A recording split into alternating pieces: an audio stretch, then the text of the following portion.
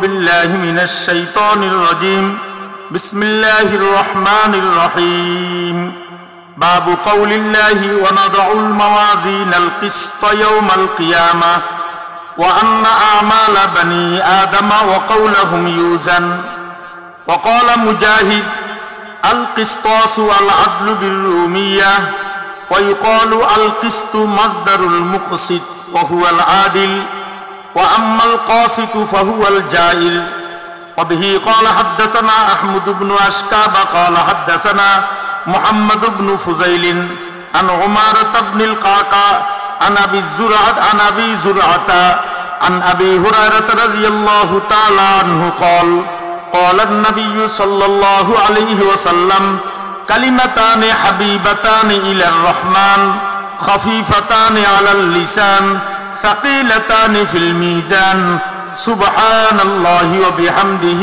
سبحان الله العظيم سبحان الله وبحمده سبحان الله العظيم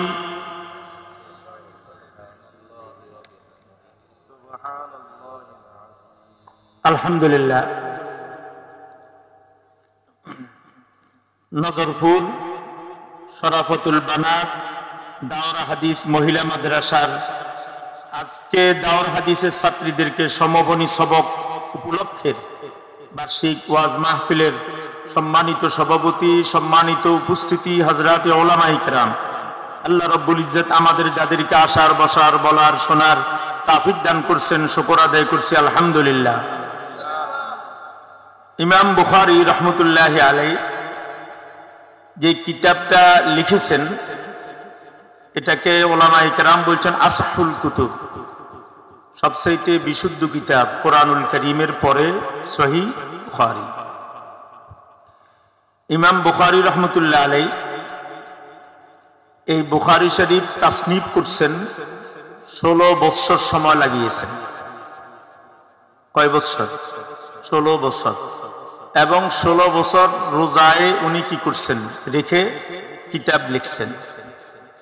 প্রতিটা হাদিস যখন উনি সংগ্রহ করছেন, এই হাদিস লিখার আগে গোসল করছেন, এরপরে 2 রাকাত নামাজ পড়ছেন, তারপরে তিনি মোরাকাবা করছেন, এরপরে তিনি বুখারী শরীফের মধ্যে হাদিসটা রাখছেন। এই জন্য বলা হয় হাদিসের সংখ্যা হিসেবে যদি 16 বছরে এই হাদিসগুলোকে সংখ্যা করা হয় তাহলে প্রতিদিন 3-4 বার গোসল করা লাগছে ওনার। এক জায়গায় বসে লেখেন নাই। হাদিসের ইমাম যত জায়গাতে ছিলেন সব জায়গাতে পায়ে হেঁটে, খেয়ে না খেয়ে, উপাস পদ্ম উপাস এবং বিভিন্ন জায়গায় রাস্তায়, মসজিদে, মাদ্রাসায়, বিভিন্ন এলাকায় উনি ঘুরে ঘুরে হেঁটে হেঁটে হাদিসের কিতাব কি করছেন? লিখছেন। উনি স্বপ্নে দেখছেন যে উনি রাসূল করিম সাল্লাল্লাহু আলাইহি ওয়াসাল্লামকে পাখা করতেছেন, আর এই পাখার কারণে নবী আলাইহিস সালাতু ওয়াস সালামের শরীর মুবারক থেকে মাছি সরে যাচ্ছে,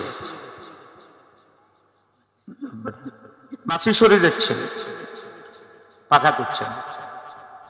ব্যাখ্যা করছেন তৎকালের বড় আলেম ইমাম বুখারীর স্বপ্নের ব্যাখ্যা হইল যে তুমি রাসূল করিম সাল্লাল্লাহু আলাইহি ওয়াসাল্লামের হাদিসের ভিতরে কিছু মনগড়া হাদিস বেদাতীরা লাগাইছে, তো আপনি রাসূল সাল্লাল্লাহু আলাইহি ওয়াসাল্লামের শরীর মুবারক থেকে মাছি তালাবেন, মানে রাসূলের সহিহ হাদিসগুলো থেকে বানাওয়াত যেগুলি সেগুলোকে আপনি দূরীভূত করবেন, দূর করে দিবেন।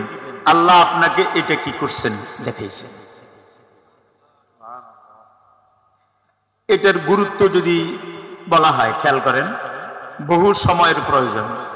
আর ইমাম বুখারী রাহমাতুল্লাহ আলাইহির মর্যাদা, গুরুত্ব কি বলবো বলেন? শুধু একটা কথা বলি, ইমাম বুখারীর একটা আমল বলবো, শুধু একটা আমলের কথা বলি। ইমাম বুখারী রাহমাতুল্লাহ আলাইহি বলছেন যে কিয়ামতের মাঠে আল্লাহ আমাকে একটা গুনাহ থেকে, আমারে গীবতের সম্পর্কে আমাকে আল্লাহ কোনো প্রশ্ন করবেন না, আমি সেই প্রশ্নের কোনো জবাব দেওয়া লাগবে না। একজন মানুষ হক্কানি আলেম, বিজ্ঞ আলেম, মুহাদ্দিস, তার মতো ব্যক্তি এরকম দৃঢ়ভাবে কথা বলা যে আমি কখনো কাহারও কোনো গীবত করি নাই যেদিন থেকে জেনেছি আন্নাল গীবাতা হারামুন, গীবত করা হারাম, সেই দিন থেকে আমি কোনো মানুষের কোনো গীবত কি করি নাই। এটা অনেক বড় দামি কি আমল। আর এটা মুসলমানদের জন্য এত খারাপ, মুমিনের জন্য কিয়ামতের মাঠে উঠলে সওয়াবগুলো দিতেই থাকবো আমরা।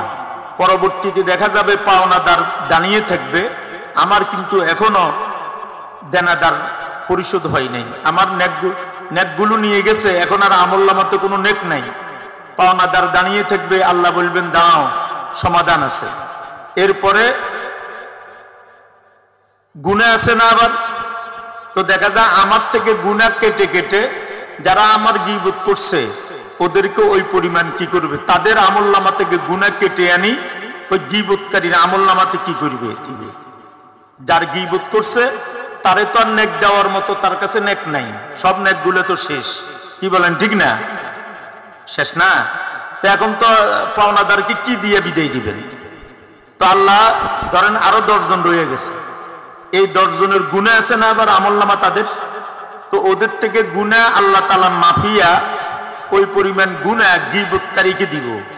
তো এখন গীবতকারীর না কোনো একটা নেক আছে এবং নিজের গুনাহ অন্যের গুনাহ সহ তার মাথায় দাঁড়িয়ে গেছে না।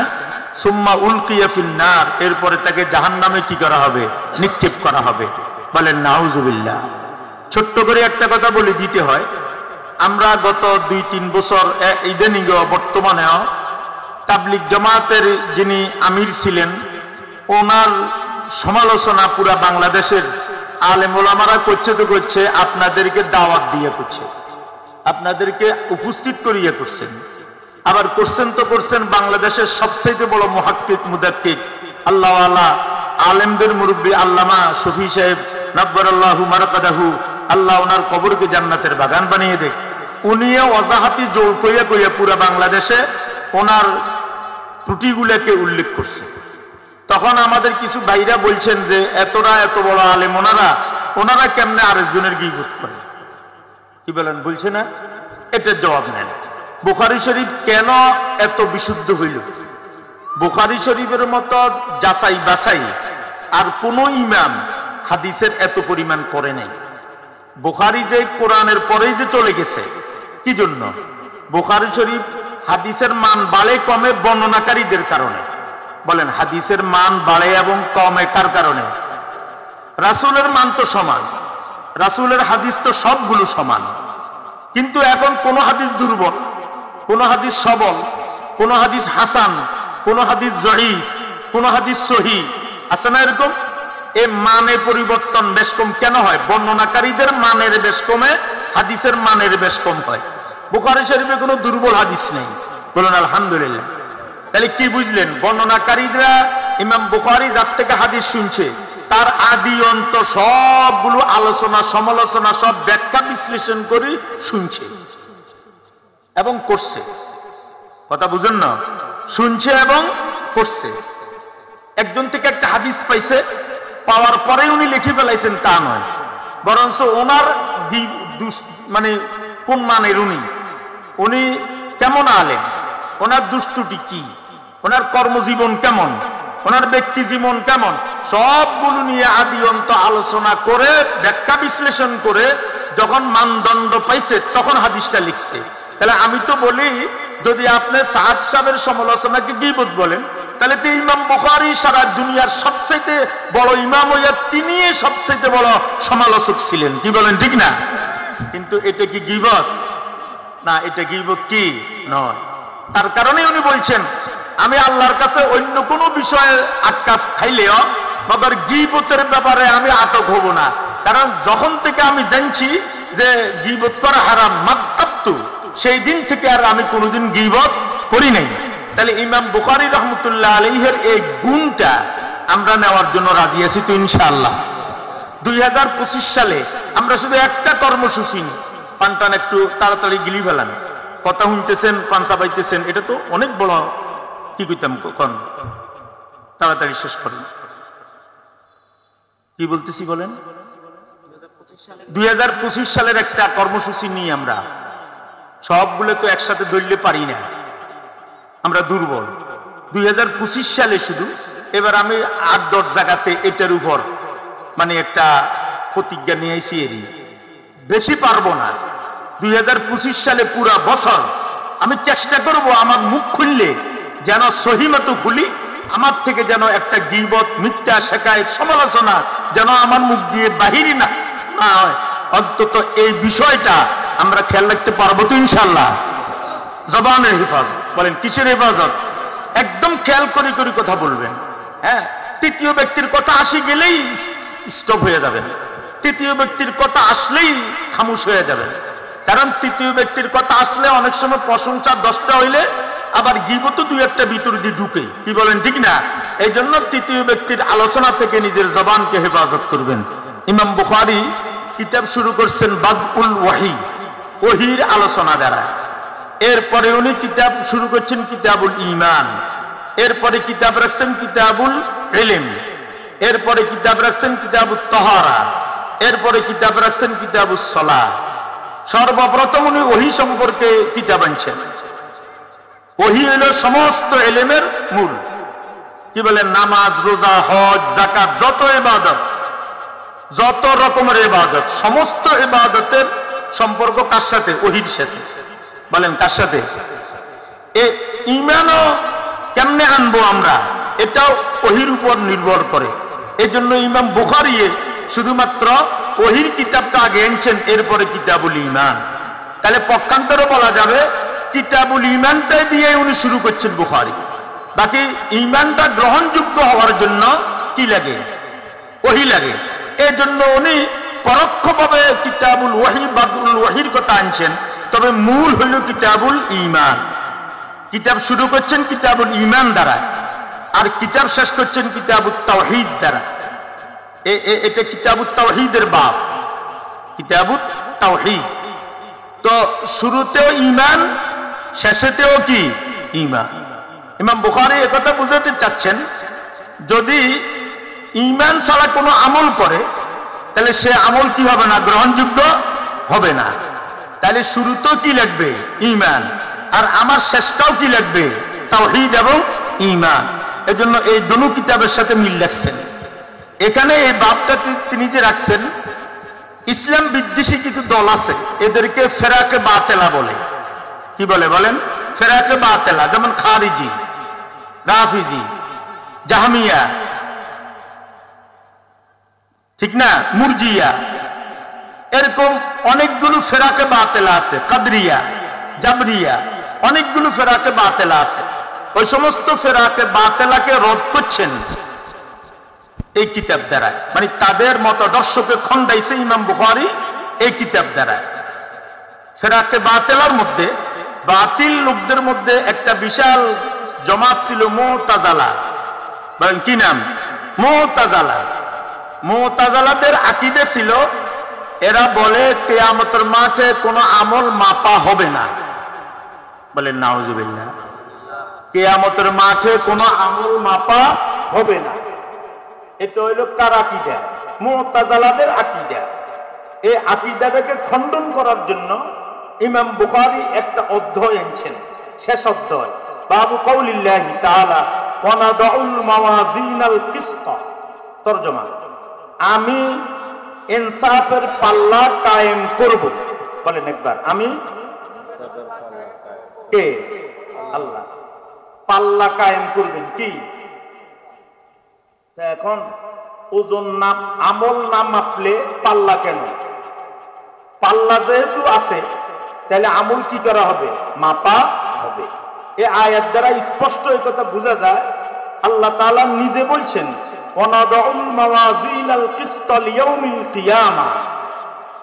আমি কিসতুন মানে ইনসাফ, আমি ন্যায় বিচারের পাল্লা দাঁড় করাবো লিয়াউমিল কিয়ামা, কিয়ামতের দিন, মানে লিহিসাবি ইয়াউমিল কিয়ামা, কিয়ামতের দিন হিসাবের সময় আমি ইনসাফের পাল্লা দাঁড় করাবো।